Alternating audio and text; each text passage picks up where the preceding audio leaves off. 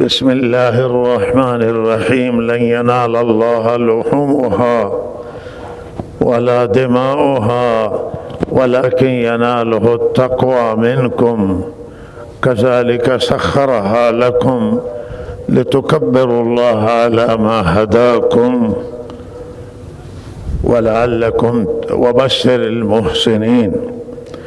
إن الله يدافع عن الذين آمنوا إن الله لا يحب كل خوان كفور.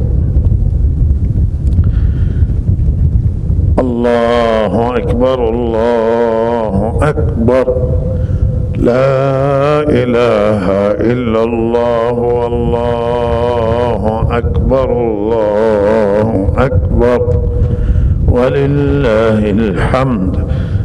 إن بهترین ذکر این ایام عید، ایام تشریق، ای چند روز از روز عرفه و تا عصر روز 13 بهترین ذکر ای ایام همش ای ذکر توحید و وحدانیت پروردگار و تکبیر الله و تحلیل لا اله الا الله. و بعد از هر نمازهای فرض گفته میشه، اشکال نداره کسی بعد از نمازهای نفل بگه، بلکه از صحابه منقول است که کل این عشره ذی الحجه این بزرگواران این تکبیر می گفتن. از سخنان ارزشمند جناب مفتی حفظه الله تعالی که در رابطه با حقوق صحبت کرد و بهترین صحبت هست صحبت از حقوق مردم و ایشان ایراد فرمودند الله تعالی قبول بکند و توفیق عمل بدهد و به ایشون جزای خیر.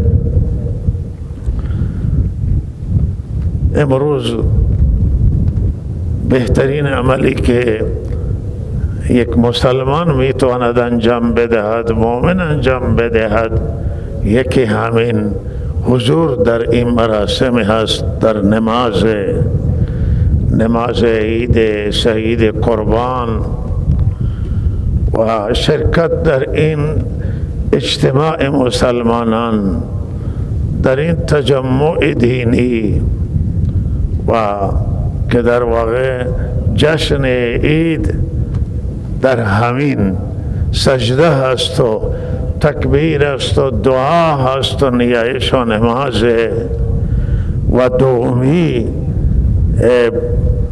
عملی که بسیار بزرگ و عظیم و مهم هست و به عنوان بهترین عمل روز عید یاد می شود، قربانی هست. قربانی کشتن برای الله تعالی و که قربانی مال هست و عبادت مالی، جهاد مالی در راه الله تعالی از بزرگترین عبادت هست و نزد الله تعالی بسیار ارزش دارد و بسیار مهم هست. و صدقات و خیرات و ذکر و دعا و نیایش، همه این اعمال صالحه و اعمال نیک در این ایام، در این روزها، در این روز عید شهید قربان و روزهای قبل و روزهای بعد این ایام الله خیلی عمل صالح را می پسندد. دوست داره که بندگان به وسیله عمل صالح قرب خدا را جستجو کنند، رضامندی الله تعالی را جستجو کنند و دنبال خوشنودی پروردگار باشد، خدا را یاد کنند با عمل نیک، عمل صالح، با ذکر و نماز، صدقات و خیرات، رسیدگی بر فقرا، مساکین، زندانی ها و خانواده زندانی و مستمندان. عمل نزد الله تعالی عمل نیک و صالح صله رحمی، سر زدن از خویشاوندان نزد الله تعالی بسیار ارزشمند است و بسیار مبارک. منتها نکته اینجا الله تعالی اشاره کرده است که بسیار مهمه و تمام اعمال در همین خلاصه می شود. در یک نکته خلاصه می شود که الله تعالی فرموده نه گوشت قربانی و نه خون قربانی به الله می رسد.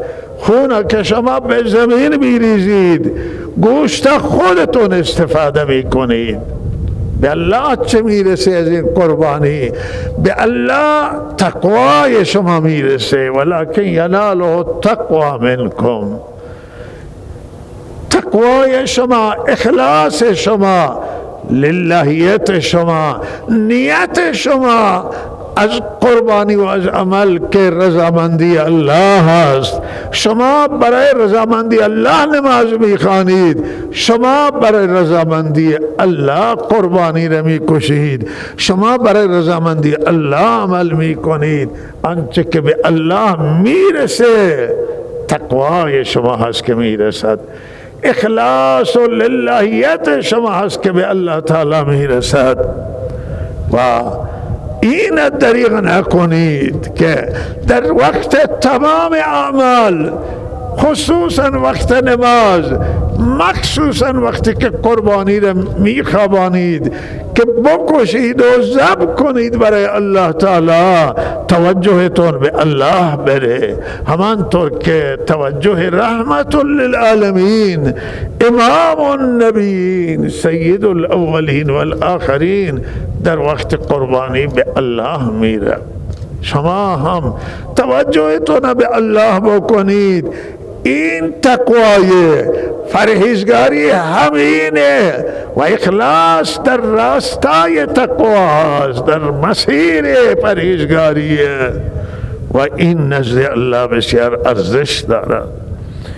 و در تمام اعمال نیت باید رضامندی الله باشه. لازم نیست که ما بگیم برای خدا با زبان، بلکه مهم اینه که با دل بگه که برای رضامندی الله. حالا اگر زبان هم بگوید و دل هم بگه اشکالی نداری، خیلی خوب، از زبان و دل با هم موافق باشن، ولی مهم قلب هست، مهم نیته که در دل موجوده. فرمودند حضرت رسول صلی اللہ علیہ وسلم روز فتح مکه که هجرت از مکه به مدینه تمام شده است، دیگه مکه دارالاسلام شد، مکه مکرمه فتح شد، لیکن فرمود دو چیز تا قیامت باقی هست، یکی جهاد در راه الله، قربانی در راه الله تعالی، جلو گرفتن کسانی که دین خدا را میخوان از بین ببرن، کسانی که حق و حقوق ضایع میکنن، و دیگه نیت باقیه. بعضی میگی که نیت جهاد، نه، حدیث نیامده نیت جهاد. جهاد و نیت، نیت به معنی اخلاص، نیت به معنی فراتر از جهاده معنا کنید، ولهذا نیت به معنی اخلاص، للهیت، للهیت تا قیامت باقی، اخلاص تا قیامت باقی، جهاد قربانی مالی و جانی در راه الله تا قیامت باقی است. الله تعالی همه ما را توفیق بده که به این خلاصه از دین، دین خلاصه میشه در اخلاص و للهیت، همه چیز برای الله. دین خلاصه میشه در صداقت و راستگویی. اگر در دین صداقت نباشه و دین نمیتونه دین باشه، و هیچ دیندار تا صداقت داشته نباشه دیندار نمیتونه باشه. اگر تهجد بخوانه، نماز شب برگزار کنه، هر سال حج بیت الله الحرام انجام بده و دروغ بگه، دروغگو باشد، صداقت داشته نباشه، او دین نداره. دین خلاصه می شود در صداقت، دین خلاصه میشه در امانتداری، دین خلاصه میشه در وفا به عهد.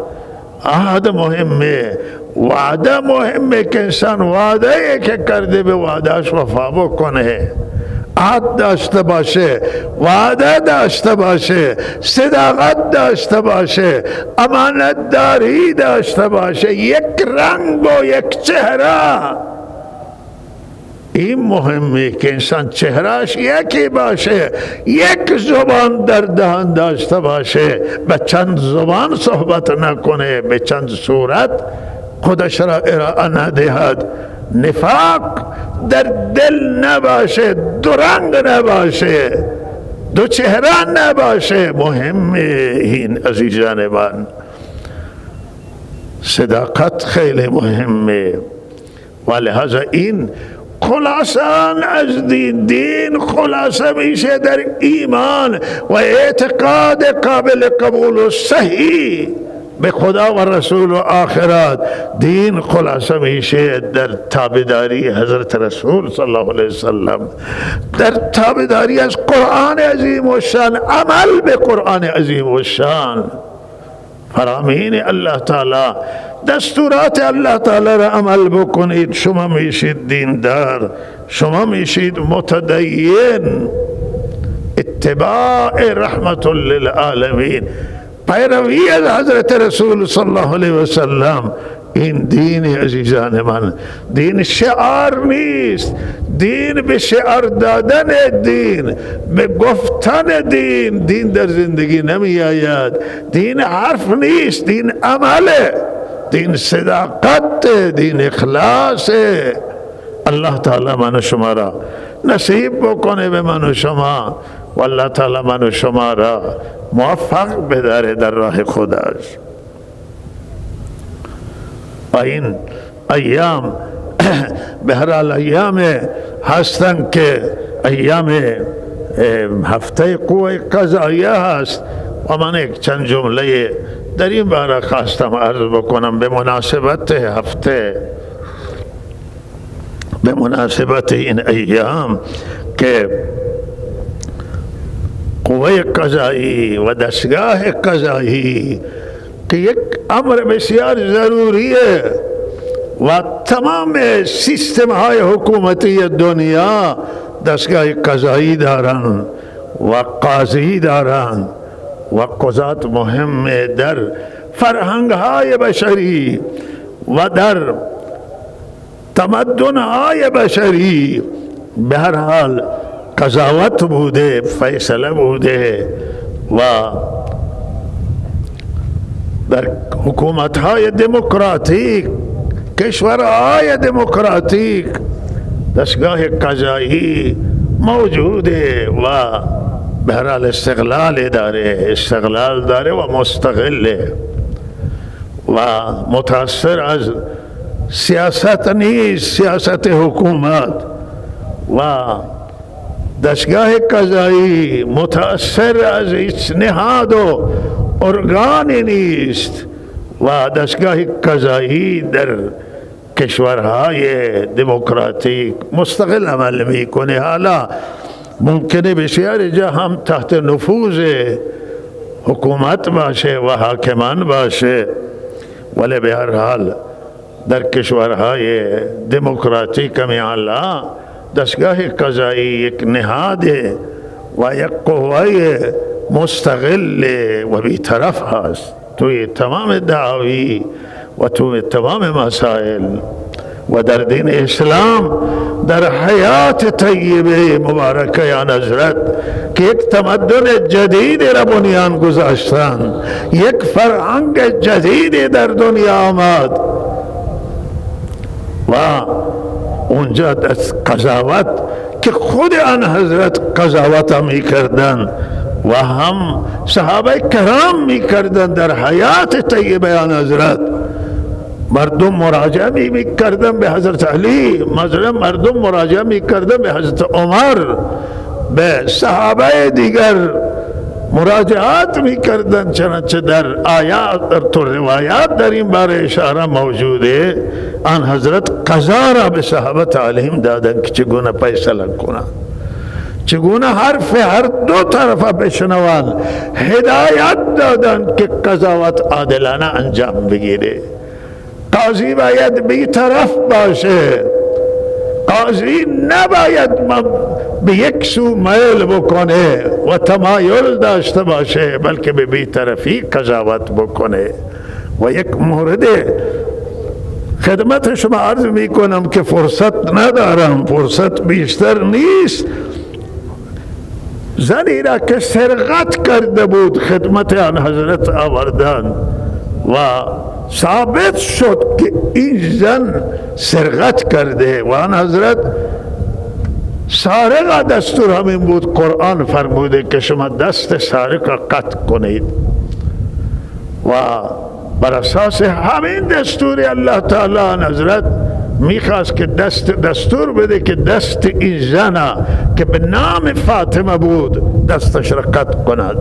خویشاوندان او متوسل شدن به حضرت اسامه رضی الله تعالی عنه که غلام زاده آن حضرت بود و آن حضرت بسیار این خانواده را حضرت زید دوست داشت، حضرت اسامه بن زید دوست داشت و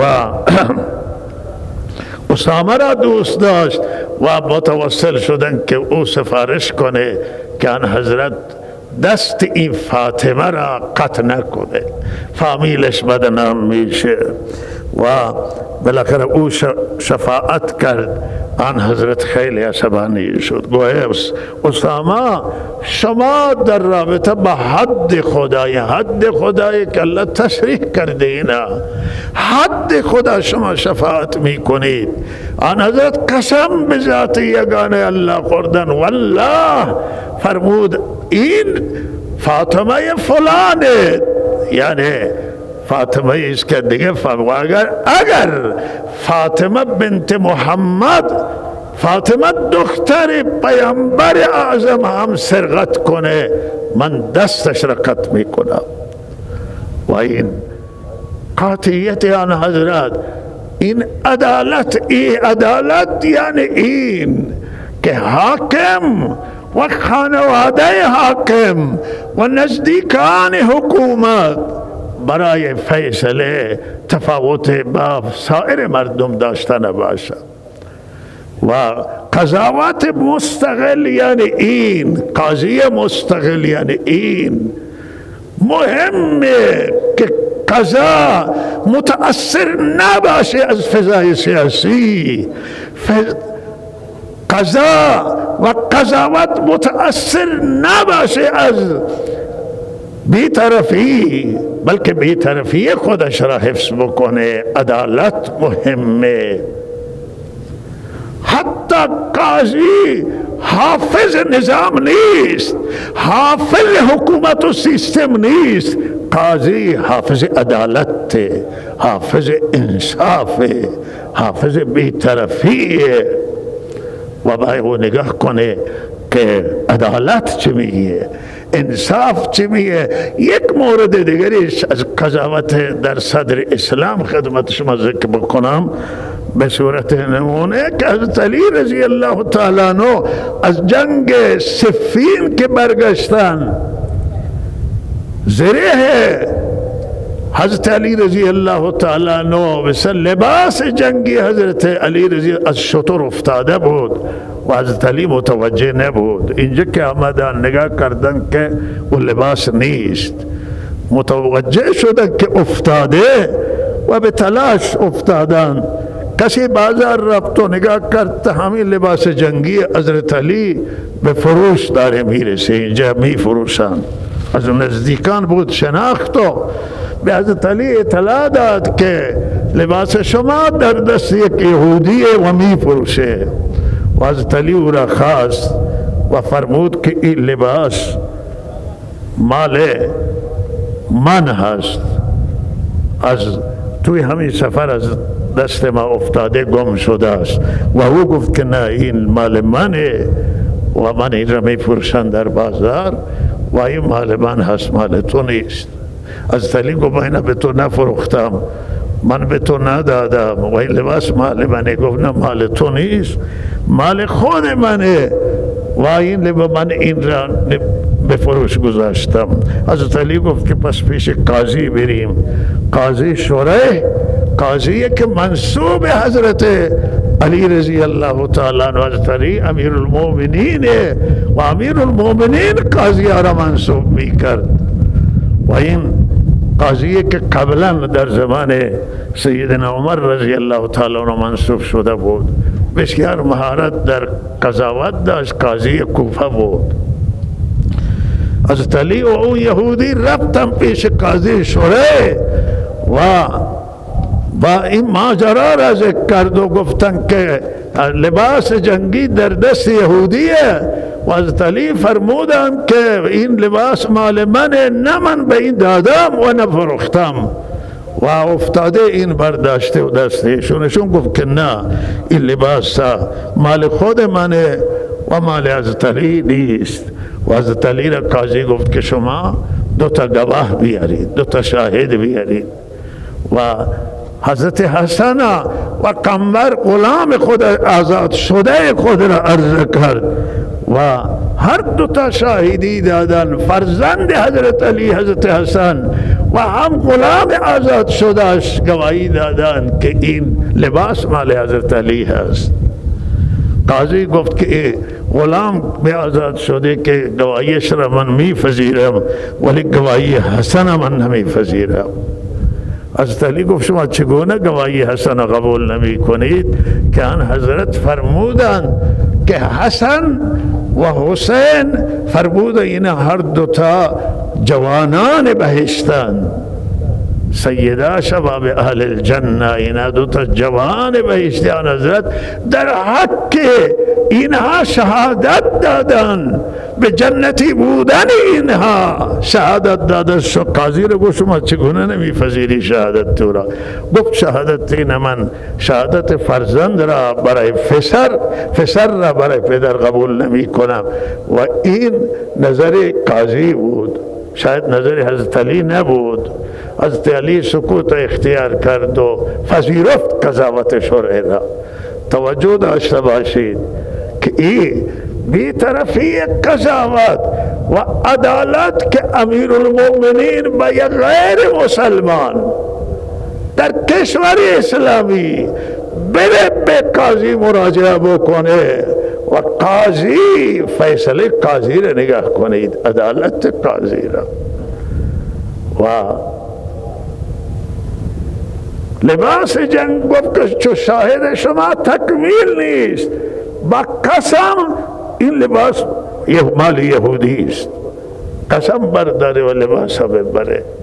یهودی همونجا شهادت خواند و گفت که واقعا او دینی که اینقدر عدالت داره که امیر المؤمنین شخص اولش با من آمده به پیش قاضیش، حکومت در دستوست، همه چیز را الله در اختیاری او گذاشته، آمده اینجا و اینجا که آمده هم قاضی این لباس به من میدهد و گواهی امیر المؤمنین رد میکنه، گواهی شاهد امیر المؤمنین را، گواهی فرزندش را قبول نمی کنه.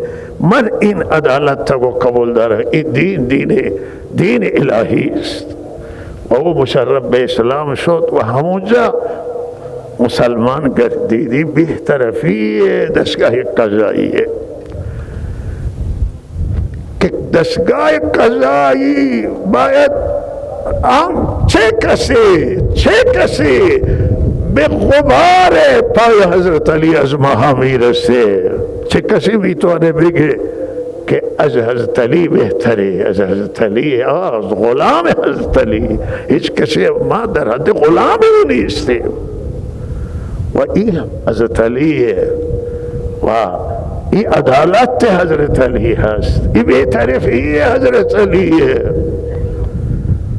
و قاضی زمان میتواند قضا پناهگاه باشه، پناهگاه مردم باشد که قاضیه بی‌طرف باشند، قاضیه نه از سیاست متأثر بشند و نه از قدرت طرف، سرمایه طرف، نه از پست طرف، نه از مقام طرف، بلکه قاضی با تمام وجود به عدالت متوجه بشه که انصاف چیه، عدالت چی هست. و او زمانه قاضی، نه که بعضی متاسفانه بعض نهادن ارگانن که به هر حال قاضی حرف اونها را قبول میکنه. استقلال قضا نیست، قضا مستقل زمان میتونه باشه که از هیچ نهاد امنیتی و از هیچ نهاد نظامی و از هیچ وزارت خانه و رئیس جمهور و حتی رهبر مملکت، همین حضرت علی رهبر و جهان اسلامه و قاضی بر علیه فیصله میده و او میپذیره. قاضی خودش با یک فرمان میتوانست قاضی شوره را عزل کنه، بگه تو صلاحیت نداری، تو لیاقت نداری، ولی پذیرفتم فیصله بود. زمان دستگاه قاضی قضاوت میتونه مستقل باشه واقعا که از هیچ نهاد متاثر نباشه، بی‌طرف باشه و بی‌طرفانه قضاوت بکند.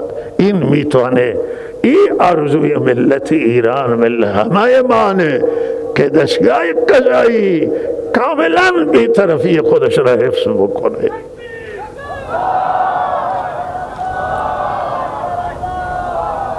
و لہذا این سیره حضرت علی همینه، عدالت اسلامی در واقعا یه چیزی است که شاید توی دنیای کنونی امروز پیدا نشه، ولی هست توی همین کره خاکی.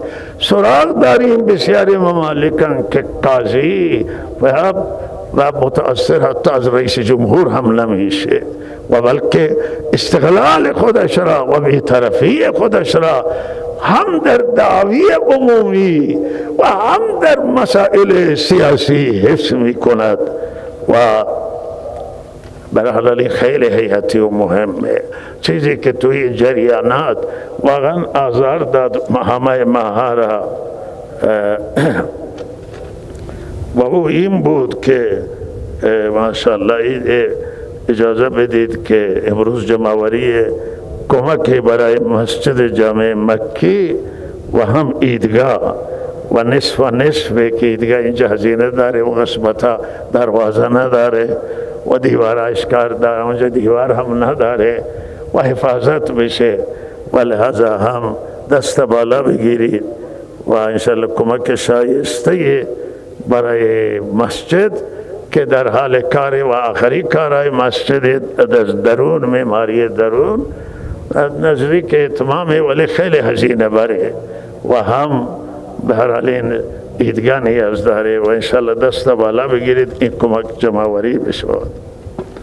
چیزی که ما را واقعا هم متاثر کرد همین بود که توی جریانات اعتراضات که اخیراً رخ داد، انتظارات همین بود که دستگاه قضایی بتونه بی‌طرفی خود را حفظ بکنه.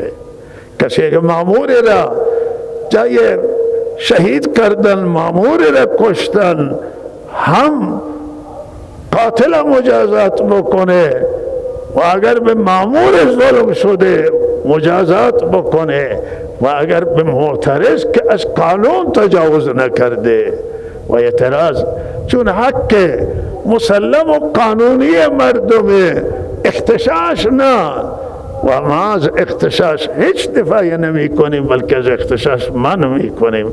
ولی اگر کسی سالم آمد معترض اعتراض کرد، شعار داد، خواسته مطرح کرد، حق او کشتن نیست، حق او زدن نیست و این معترضان که گرفتن و زدن و به هر حال اینا پروندهشون پیش قاضی رفته و لحظه اونجا بی‌طرفی قاضی نسبت به اینا مهمه.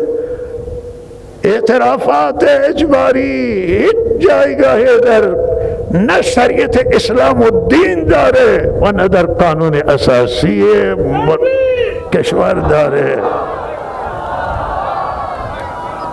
و اینجا خیلی مهمه که قاضی بی‌طرفانه عمل بکنه. حادثه ای که اینجا در زاهدان رخ داد، حادثه 8 مهر ماه جمعه خونی، حالا 7-8 ماه از اینکه گذشته است و انتظار هم بود که مقامات قضایی بی‌طرفانه فیصله کنند و خواسته اولیای دم و همه مردم زاهدان و مردم استان، انتظارات کشور همین بود که بی‌طرفانه رعایت بشه و مامورانی که مردم مورد هدف قرار دادن مجازات برسن به مجازات قانونی.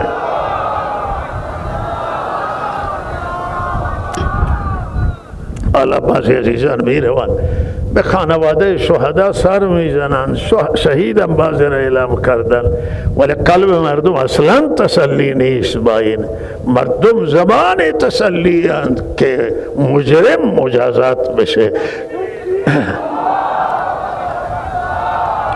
جنایتکار مجازات بشه. این پیامبر اعظم شما که می فرمایند که من اگر فرزند من و دختر من اشتباهی از او سر بزنه، من او را مجازات میکنم.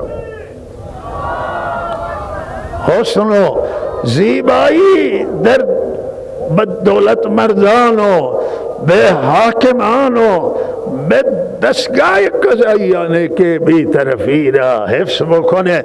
و یک چیز دیگری که این معترض تنها اینجا همه یک حادثه جمعه خونین بود که سنگین بود، تو خاص هم این رخ داد، اما در سطح کشور بسیاری جا معترضان چشمشون کور شده یا بالاخره پایشون را از دست دادن، دست یا کشته شدن. حق زدنشون نبود و انتظار بود که عدالت اجرا بشه. اینجا حقی نه ضایع نشود به خاطر آنکه اینا معترض بودن، وقتی اختشاش نکردن، وقتی ضربه نزدن به اموال با حق و حقوق ایرانیان، مال این کشور ایرانی هم نباشه، انسانان حق و حقوقشون رعایت بشه. و انتظارات دیگری که ما از دستگاه قضایی داشتیم و همه ملت که بی‌طرفی را حفظ بکنن، کسانی که در ابتدای امر بازجویی میکنن در بازداشتگاه ها، برخوردهای خیلی خشن حکایت شد، سنگینه و اونجا حکایت از یک سری مشکلات رقتباره و زنان مردان که اونجا سرشون افتاده و بیرون آمدند و حکایت کردن. دستگاه قضایی انتظار بود که با این افرادی که تخلف میکنن برخورد قاطعانه بکنه. تو این نباید باز دستگاه های ما کشور ما چیزی خلاف قانون انجام بگیره، چیزی خلاف شرع انجام بگیره و دستگاه قضایی برای رسیدگی به همین اموره.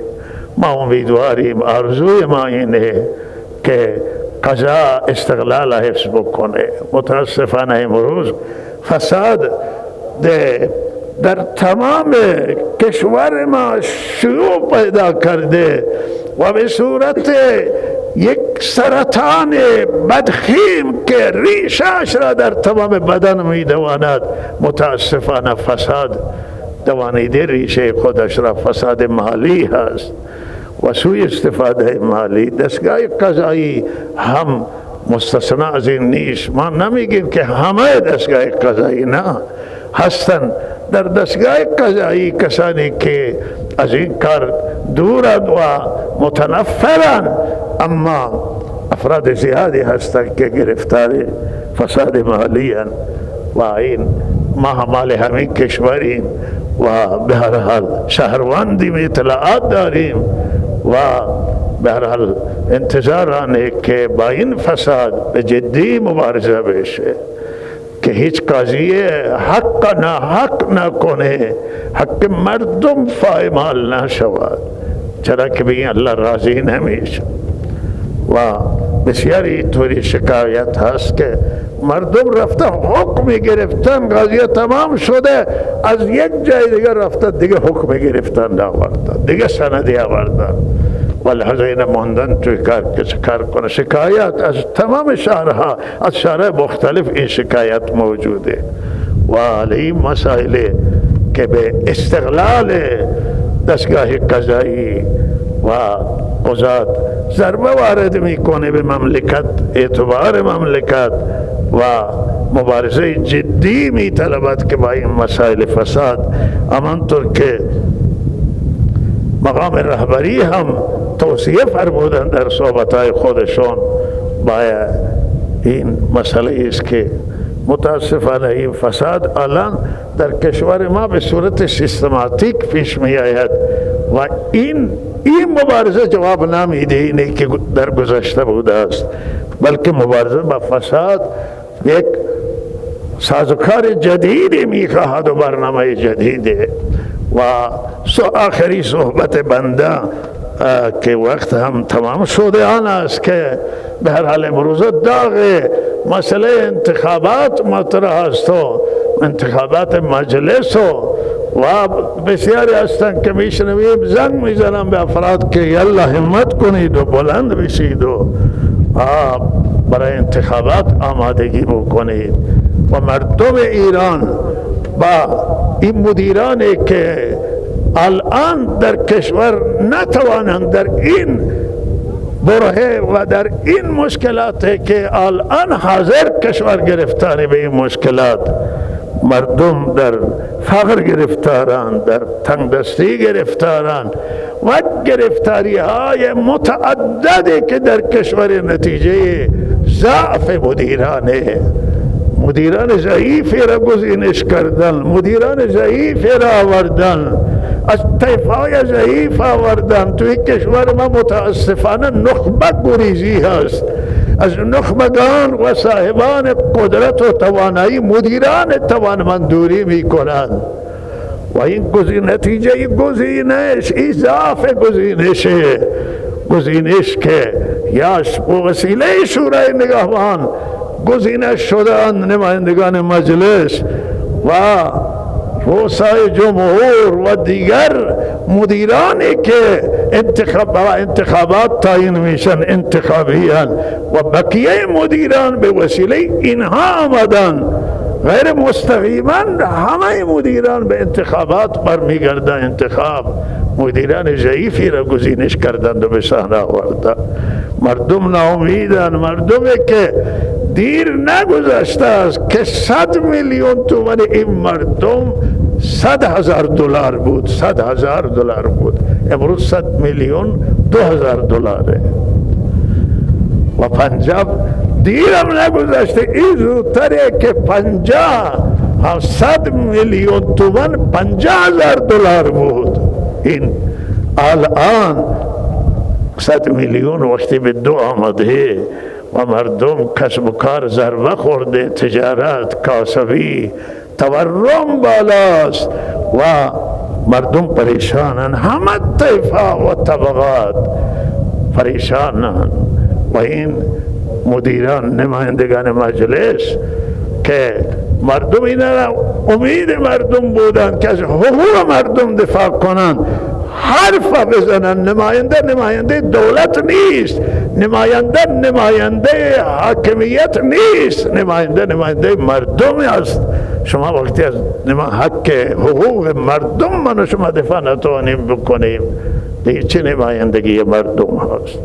شما بر اجرای قانون، سیاست های داخلی و خارجی نماینده نظارت داشته باشه، مجلس حرف بزنه، نمایندگان صحبت کنن.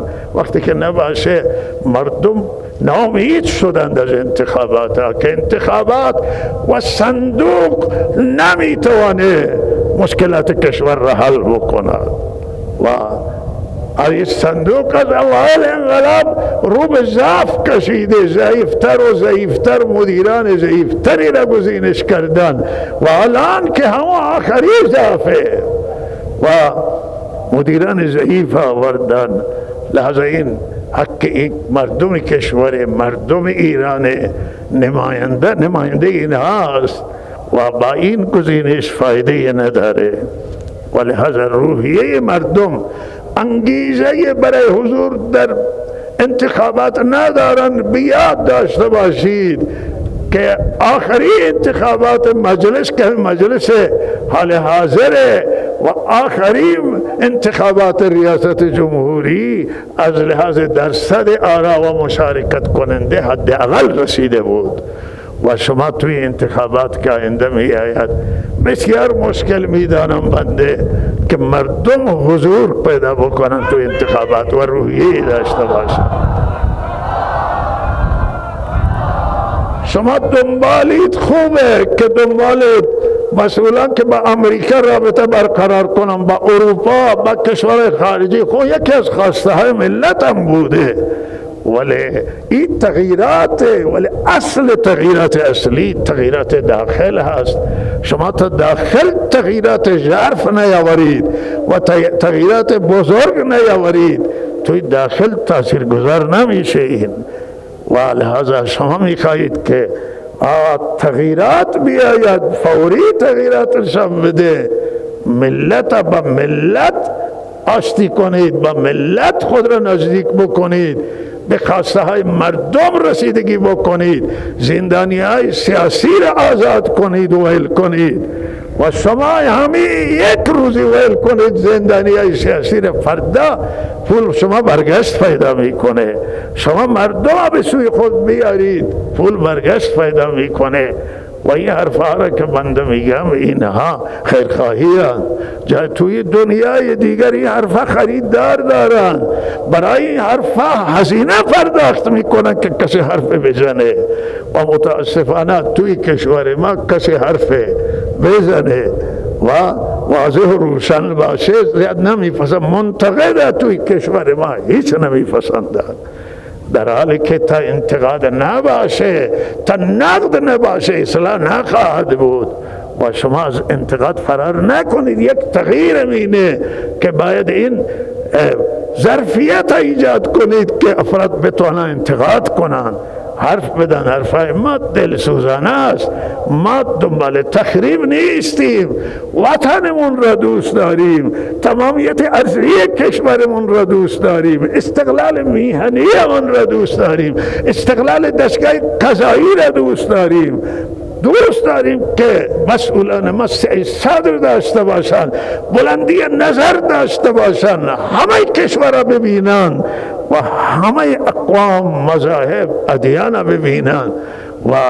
ولی این به حرف حاصل نمیشه، به شعارم درست نمیشه. باید تغییرات بیاورید، تحولات باید توی کشور تا مردم به راحتی زندگی بکنند، مردم سرمایهشون برگرده.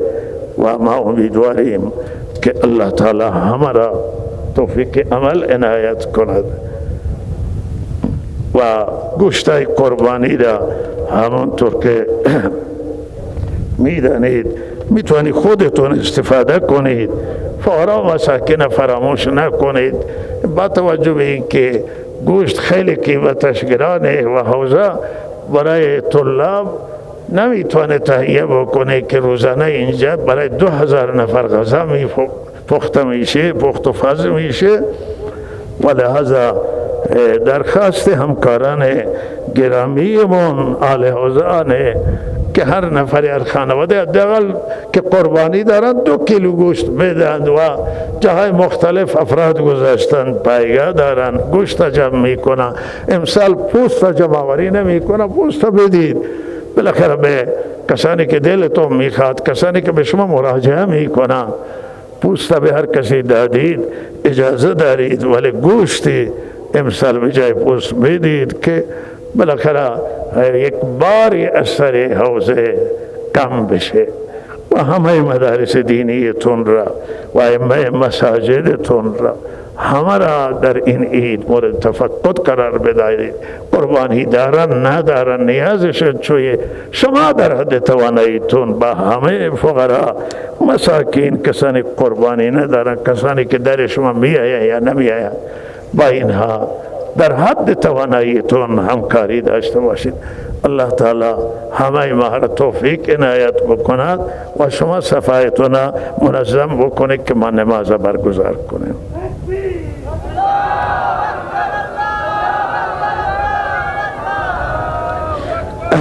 من بهرحال یک نکته هم یادآوری میکنم که امسال ما عازم حج بودیم، فرسال که نشد، امسال ما عازم حج بودیم و میخواستیم بریم به حج و به تعدادی از نزدیکان و افراد با ما بالاخره همراه بودن توی این حج و خود ما مردم هم پیشنهادشو همین بود که شما نرید. منم متردد بودم که برم یا نرم، ولی انصراف ندادم و منعی که کردن عزیزان من کردن که شما نرید. او شخصی من که من هیچ شکایتی ندارم و به هر حال که من کردن مشکلی نیست، ولی همین افرادی که با ما بودن من اینا را گفتن شما برید به حج، نه سیاسی بودن، نه نام و شهرتی داشتن، اینا را از فرودگاه ها برگردانیدن. این واقعا